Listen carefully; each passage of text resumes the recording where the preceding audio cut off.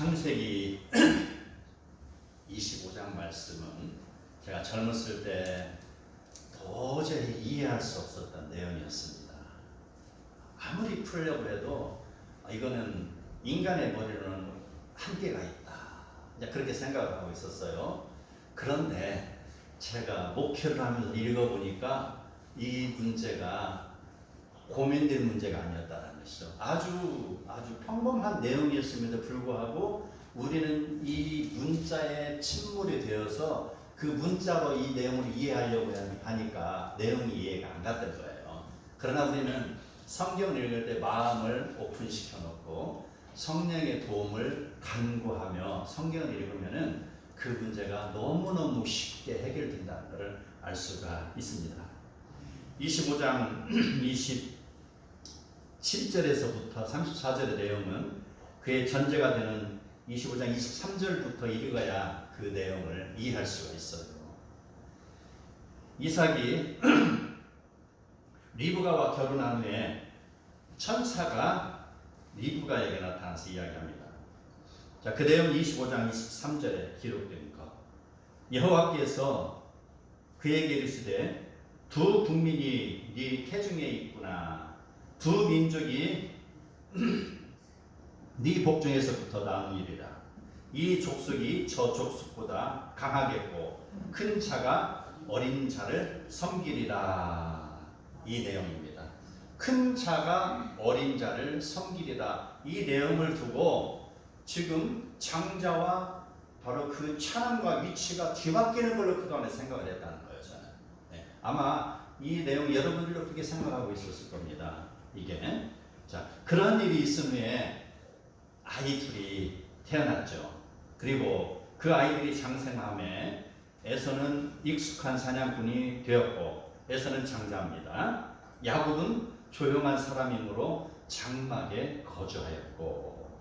자, 둘의 성품이 다른 거예요. 하나는 외향적인 성격이고 하나는 내향적인 성격입니다. 똑같은 배에서 났음에도 불구하고. 자, 그랬을 때에 그의 아비 이삭은 에서가 사냥한 고기를 좋아하므로 에서를 사랑하고, 리브가는 야곱이 집에서 머물어서 꼼지락꼼지락 하는 것을 좋아하므로 야곱을 사랑했다. 이 내용입니다.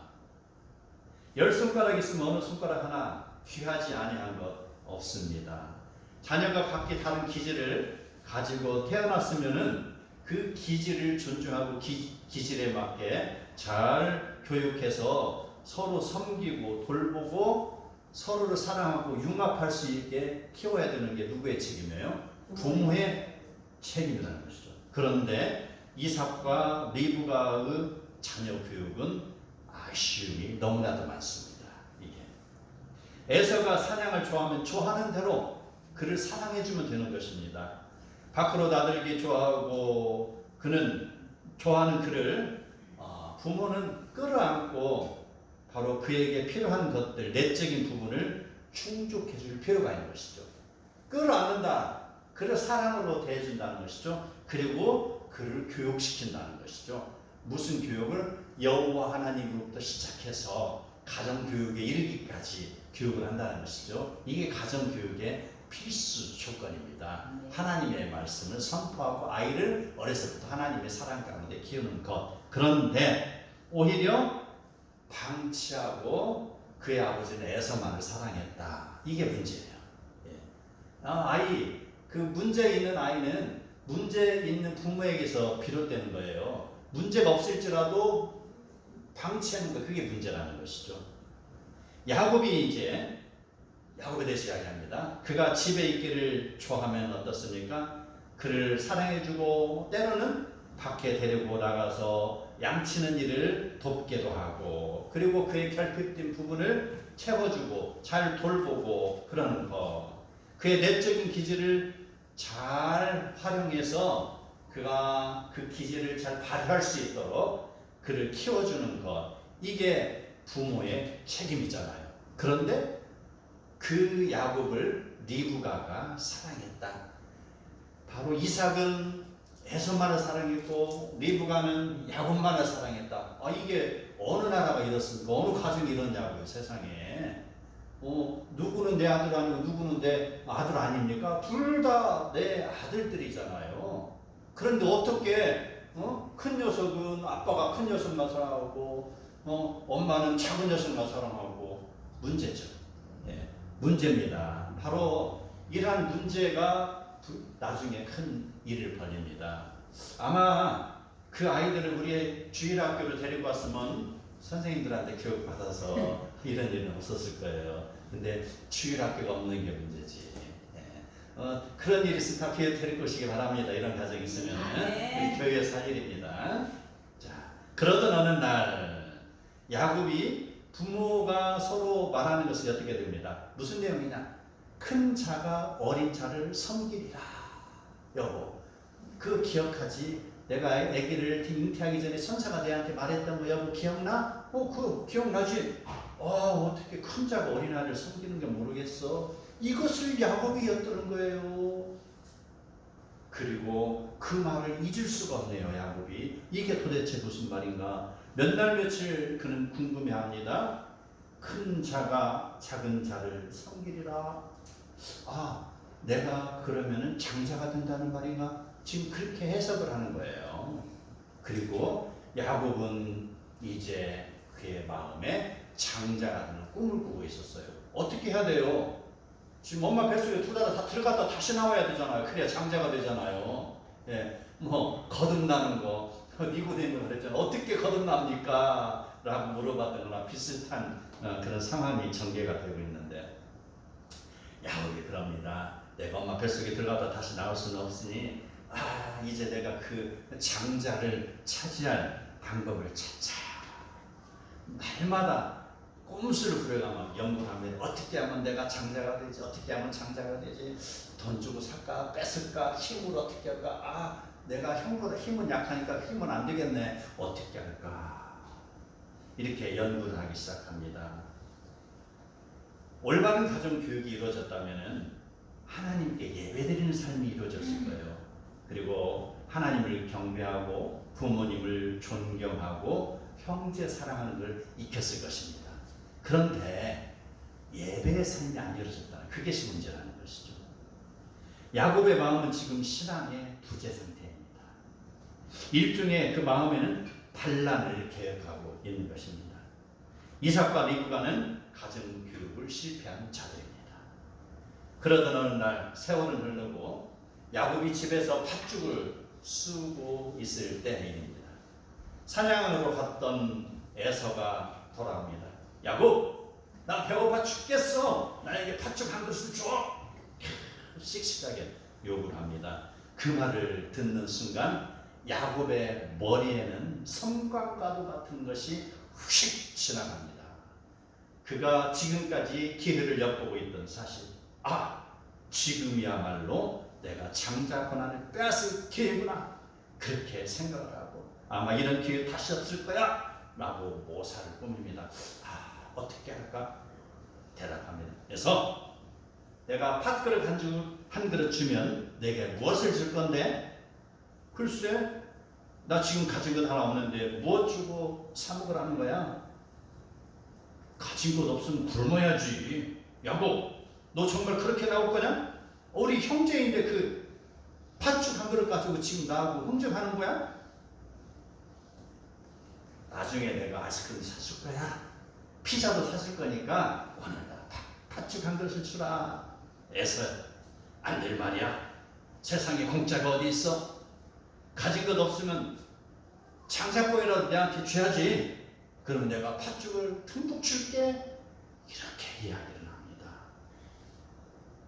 야곱은 지금 형의 배고픔을 이용하고 장자의 권한을 탈취하려는 교묘한 수법을 쓰고 있습니다. 농담처럼 보이기도 하고 그러나 그 속에는 엄청난 음모가 숨겨져 있습니다.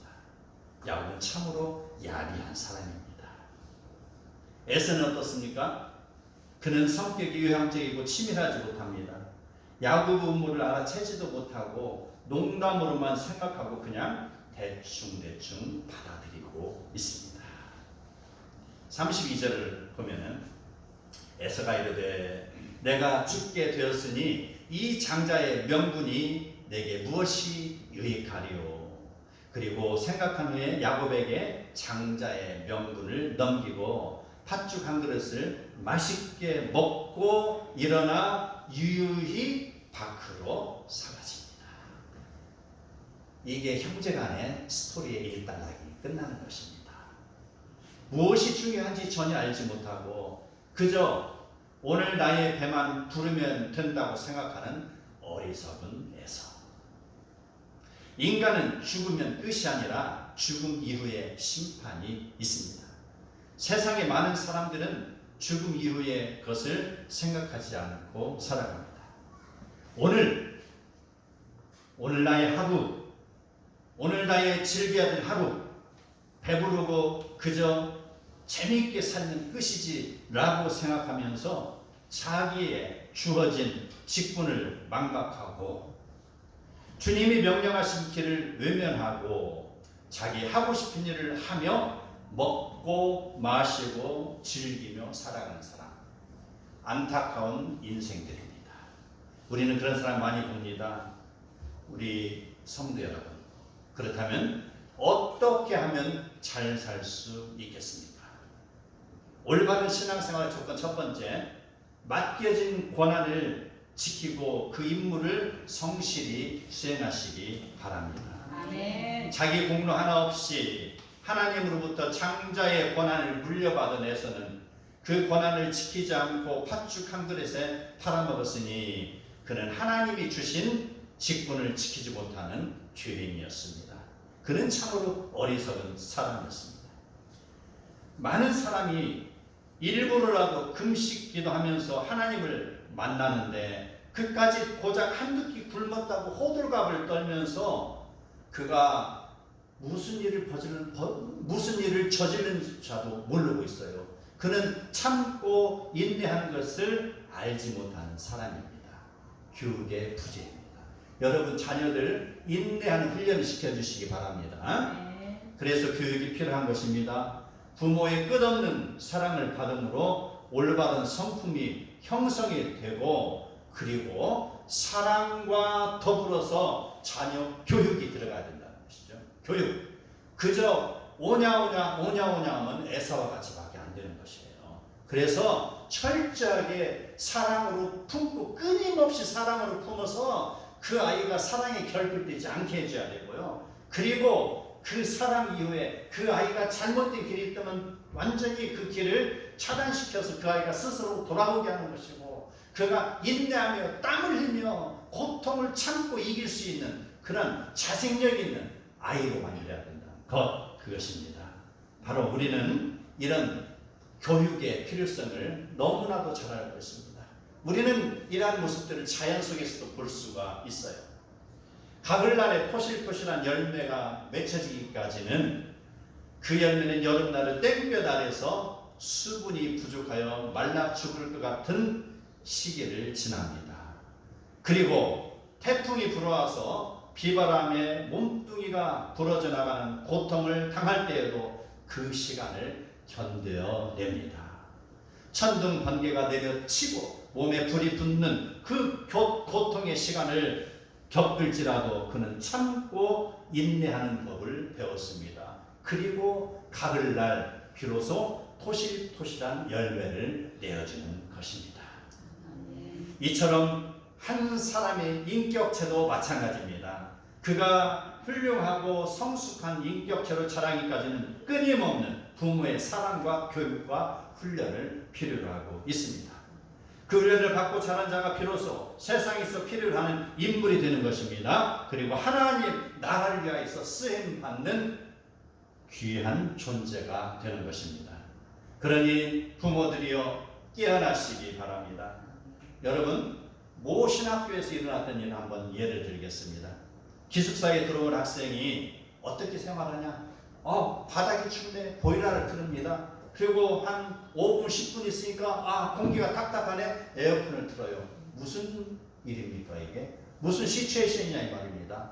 그리고 화장실에 가니까 화장실 갔다 나오는 그 아이 금방 물 내렸으면 금방 나와야 되잖아요. 물 내렸으면 빨리 다음 사람이 있으니까 5분 10분 후에 나오는 거예요. 그리고 그가 나온 자리를 보니까 두루마리 화장지가 이렇게 쌓여 있는 거예요. 어떻게 교육을 받았기에 말입니다. 어떻게? 이게 요즘 젊은이들의 현 주소일 수 있습니다. 전부가 그런 건 아니겠죠. 그러나 대부분의 사람들이 오냐 속에 그냥 그의 인생이 이렇게 변해가 된다는 것이죠. 참는 것도 없습니다. 인내심도 없습니다. 전략하는 것도 없습니다. 이게 문제라는 것이죠. 교육이 안 되어도 너무나 안 되어 있습니다. 교육을 받을 나이에 교육을 시켜야 되는 것입니다. 학생 인권만 주장하지 말고 의무를 가르쳐 주시기 바랍니다. 아이가 온다고 매사에 받아주면 그 아이의 인내심은 길러지지 않습니다. 자기 주장만을 고집하는 것을 방치한다면 남에 대한 배려심이 길러지지 않습니다. 사회의 부적응자로 돌변하는 것입니다. 하기 싫다고 금세 포기하는 것을 방치한다면 자기를 스스로 책임질 수 있는 열정을 상실하게 됩니다. 그런 자의 결국은 자기 주권을 쉽게 포기하는 애서가 되는 것입니다. 사랑을 훈련시키기 바랍니다. 복종을 가르치시기 바랍니다. 인내를 가르쳐 주시기 바랍니다. 전략을 가르쳐 주시기 바랍니다. 남에 대한 배려하는 마음을 가르치시기 바랍니다. 하나의 굳건한 인격체로 자라도록 교육시켜 주시기 바랍니다.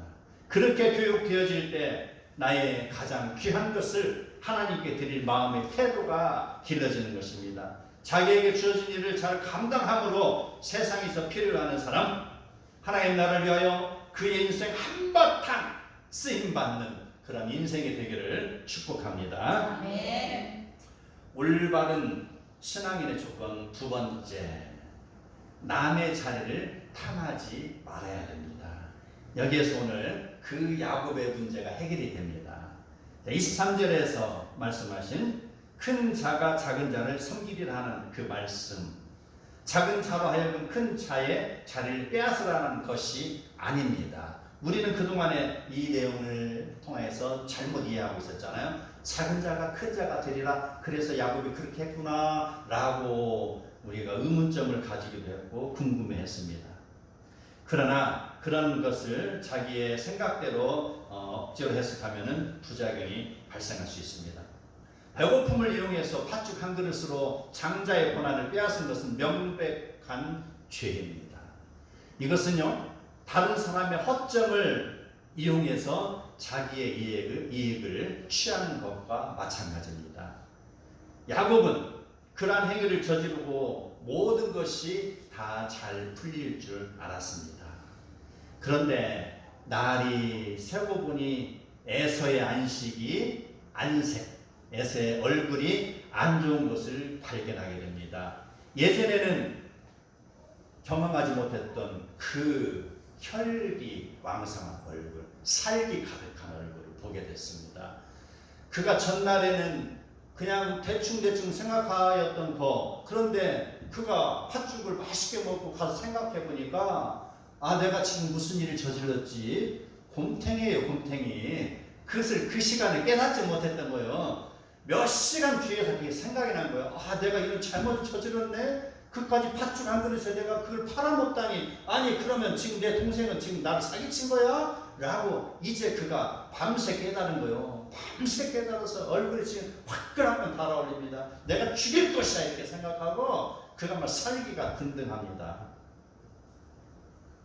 그 모습을 본 리브가와 야곱 어떻습니까? 두려움이 밀려오기 시작합니다. 지은 죄가 있으니 야곱은 당당하지 못합니다. 사냥을 좋아하는 에서의 화살이 언제 자기에게 날아올지 모른다는 두려움에 가득 쌓이게 됩니다. 리브가는 급하게 생각합니다. 내가 하루아침에 두 아들을 잃을 수 있겠구나. 그러니 두 아들을 분리시키자. 그리고 야곱을 피신시키려 마음먹습니다. 자기 오빠 라반의 집으로 야곱을 피신시킵니다. 야곱, 너 외삼촌 집에 가 있어. 형의 마음이 누그러지면 내가 부를 거야. 너 빨리 가라. 너 지체하지 말고 지금 즉시 가거라. 그래서 야곱이 아버지의 집을 떠납니다. 그리고 외삼촌 라반의 집을 가게 됩니다. 자, 형의 마음이 누그러지면 금방 올 줄 알았죠. 한 달이나 되면 누그러질 줄 알았죠. 근데 어떻습니까? 그 세월이 몇 년이 지났어요? 20년이 지났습니다. 20년.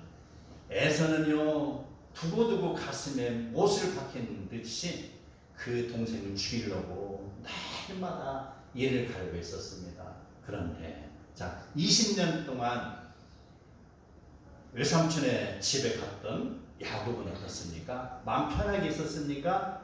그가 형에게 지은 죄를 지금 외삼촌에게 철저하게 보복을 당하고 있었습니다. 바로 20년 동안 종살이를 하면서 몇 번에 걸쳐서 외삼촌으로부터 불공정한 대우를 받은 것이죠. 철저하게 대가를 치르는 것. 그리고 이제 더 이상 안 되겠다 생각해서 그가 고향으로 돌아가는 길에 이제 에서의 칼이 두려워서 야복강에서 필사의 기도를 하였다는 것이죠. 기도. 이제 하나님의 도움이 아니면은 이 난국을 해결할 방법이 없다는 것입니다. 지금 내가 고향으로 돌아가긴 하지만 나는 가는 즉시 에서의 칼을 피할 수 없는 그런 존재라는 걸 알고 있었습니다. 그래서 밤새도록 여호와의 사자와 씨름을 하면서 나에게 복을 주십시오. 내가 지금 철저히 절명에 운명이 있습니다. 나에게 복을 주지 않으면 내가 죽겠습니다. 그러니 나를 도와주십시오라고 기도를 하는 것이죠. 우리는 이러한 기도를 하는 것보다 더 중요한 게 뭐가 있어요? 죄 짓지 않는 게 더 중요합니다. 예. 그래서 남의 것을 탐하지 않는 게 중요합니다. 자, 그런데 이제 우리 그렇게 해서 자기 죄를 뉘우친 야곱을 하나님은 어떻게 합니까? 하나님은 야곱을 이제 그의 뉘우침을 받아들이고 그를 용서하시는데 환경을 통하여서 그 야곱의 길을 이끌어 가신 우리는 볼 수가 있습니다. 우리는 나에게 주어진 어떠한 환경, 이것을 고통스럽게 받아들이기보다는 그 환경을 감사함으로 받아들이시기 바랍니다. 성경에는 이렇게 해서 그 환경을 이긴 두 사람의 인물의 예가 있습니다. 요셉 잘 알죠? 네. 요셉은 어린 날에 해와 달과 별들이 자기에게 절하는 모습 보고서 그는 몹시 마음이 상괴되었습니다. 그리고 자랑합니다. 그리고 기고만장해 있습니다. 그랬을 때 하나님은 그를 소금에 배추를 감치듯이 푹 집어넣습니다. 그 인생을 시련의 큰 도가니 속에 집어넣습니다.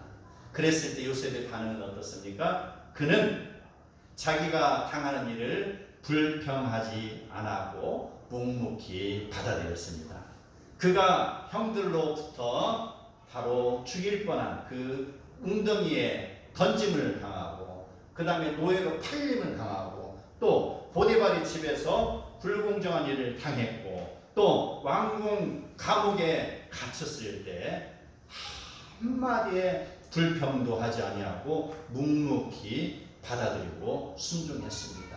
내가 겪어야 될, 내가 짊어지고 이겨야 될 그런 일이려니 하고 그가 이 일을 순종함으로 받아들인 것이죠. 그리고 그 과정에서 신앙으로 자기를 무장시키는 것. 그랬을 때 하나님은 그를 어떻게 했습니까? 감옥에서 애굽의 궁궐을 보낸 것이죠. 그리고 노예에서 하루 밤 사이에 총리의 신분으로 바꿔주신 것이죠. 아멘. 하나님의 섭리는 그가 순종했을 때 그를 통해서 이루어주신 것입니다. 하나님의 섭리는 그 야곱이 장자가 되리라고 했던 그 천사의 말을 통해서 그가 억지로 장자의 권한을 탈취하는 것이 아니라 바로 요셉은 그 어려움을 믿음으로 순종하고 겪고 나갔을 때 하나님이 요셉을 높이 세운 것이죠. 야곱과는 차원이 다르죠. 자, 그 다음에 모세라는 사람이 있습니다. 자, 모세가 아주 잘생기게 태어났대요. 큼직하게. 그리고 울음소리도 컸습니다. 그의 어머니 요게벳은 그 당시에 바로가 산모에게 명령해서 남자아이가 태어나면 죽이라. 그래도 그렇게 해도 히브리 산파들이 그것을 산파입니다. 산모가 아니라 산파들이 자기 동족을 죽이지 않고 우리가 가서 보니까 이미 아이를 낳았습니다라고 했잖아요. 그래서 다시 명령을 바꿉니다. 남자아이가 태어나거든 강물에 던져라, 죽이라 이렇게 명령을 하는 것이죠. 그랬을 때 이제 산파의 역할은 거기까지였습니다. 그랬을 때 요괴에서는 어떻습니까? 이제 내 힘으로 할 수 없네 해서 갈대 상자를 송진을 역청을 발라가지고 물이 새지 않고 뚜껑도 덮어서 띄어보냈잖아요. 나의 힘으로 할 수 없습니다. 오 하나님 돌봐주세요 하고 했을 때 그 모세는 그 갈대 상자를 타고 어디까지 갔습니까? 애굽의 궁궐까지 들어갔어요. 그리고 바로의 공주의 양아들이 됐습니다. 바로 공주가 실권자예요. 그 당시 왕보다 실권자였습니다. 바로의 공주가 최고의 실권자의 아들이었으니 얼마나 그의 위세가 대단했겠습니까? 그 모세, 그는요 어느 날 자기가 히브리 민족인 것을 알고서 히브리 민족의 부흥을 위해서 노력을 감행했습니다. 그랬을 때 그의 결과가 어떻습니까? 이제 그는요 도망자요 살인자가 돼서 바로 애굽 궁궐에서 광야로 삶의 무대가 변하게 된 것입니다. 이 상황 속에서 그 모세는 자기의 어떠한 것도 원망할 수가 없었습니다. 그리고 그는 묵묵히 자기에게 주어진 환경에 순응했을 때 그가 80세의 나이가 되자 하나님은 그를 불러서 민족 해방을 위해서 사용하신 것입니다. 우리는 두 사람을 통해서 요셉은 11번째 아들이었지만 그는 자기의 가족을 구한 장자와 같은 역할을 했잖아요. 루벤이 장자였지만 그 요셉은 그 역할을 감당한 것이죠. 장자 내려와 내가 장자할 거야가 아니었다는 것이죠. 묵묵히 순종했을 때 하나님은 그를 들어서 사용했다는 것. 모세는 어떻습니까? 모세는 그가 하나님의 은혜 속에서 궁중에서 훈련을 받았고 40년의 그런 광야 생활을 그가 불평없이 했을 때 하나님은 그를 들어서 이스라엘 민족 해방의 일을 감당시켰습니다. 그 모세는 바로 장자가 아니었지만 그는 장자보다 더 큰 역할을 했죠. 그의 형 아론이 장자였지만 그는 모세를 통해서 하나님은 모세를 통해서 장자보다 더 귀한 역할을 감당케 하신 것. 그러므로 우리는 다른 어떠한 사람의 것을 욕심을 해서는 안 되는 것이죠. 불법을 저질렀으면 안 된다는 것이죠. 지금 나에게 주어진 환경 속에서 내가 아멘으로 받아들이고 그 과정을 내가 인내와 감사와 헌신과 사랑과 섬김으로 지날 때 하나님은 그를 들어서 마치 요셉처럼 모세처럼 사용하시는 것을 우리는 알아야 되겠습니다. 네. 자, 올바른 신앙인의 조건 세 번째, 우리는 하나님이 주신 직분을 낭비하지 말아야 됩니다.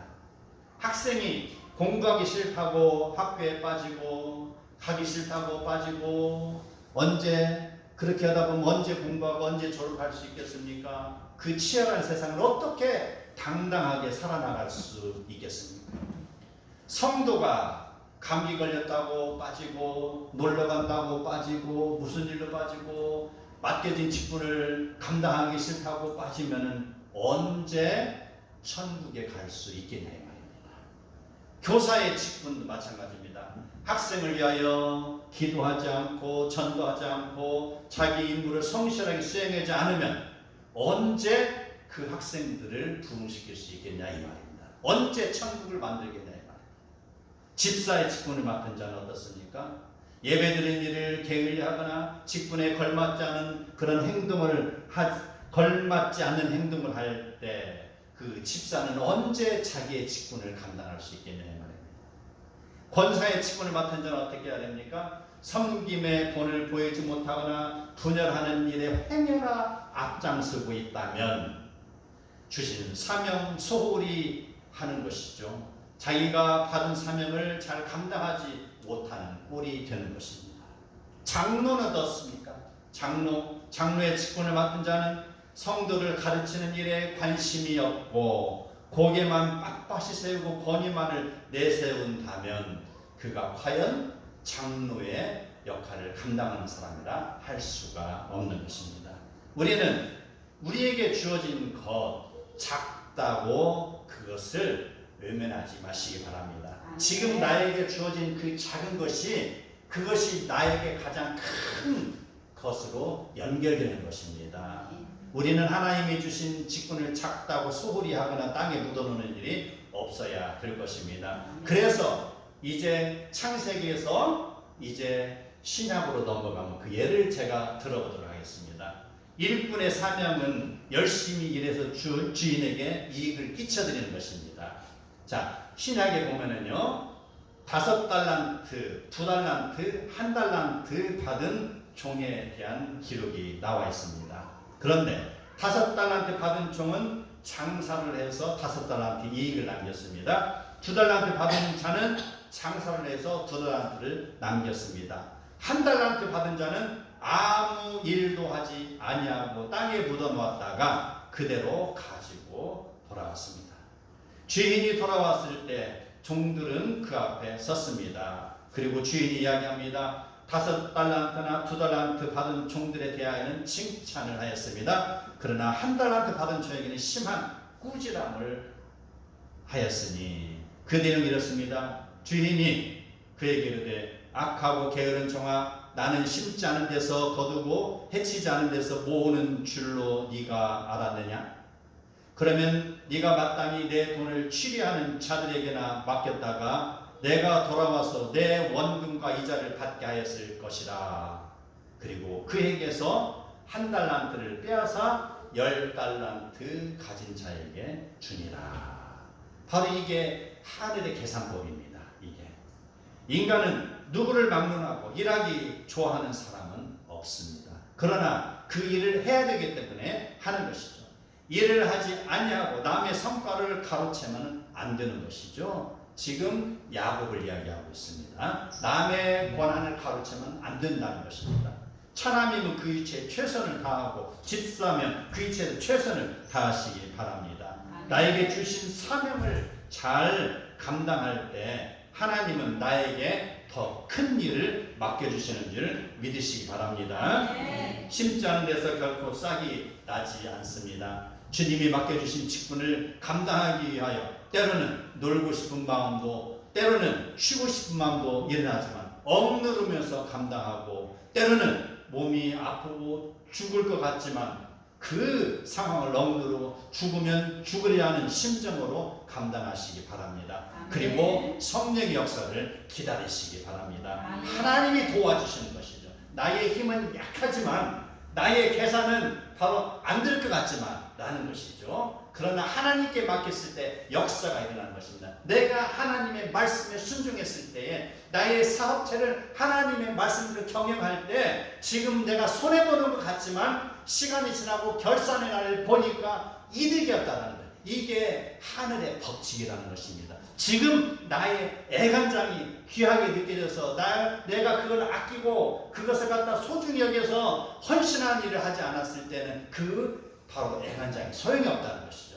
내가 비록 힘들고 어려울지라도 주님의 일을 위해서 내가 성실히 감당했을 때 하나님은 나를 더 크게 쓰신다는 것을 알으셔야 될 것입니다. 나에게 주어진 직분을 작다 불평하지 마시기 바랍니다. 주어진 직분에 충실하며 주님의 나라와 의를 위하여 드리시기를 바랍니다.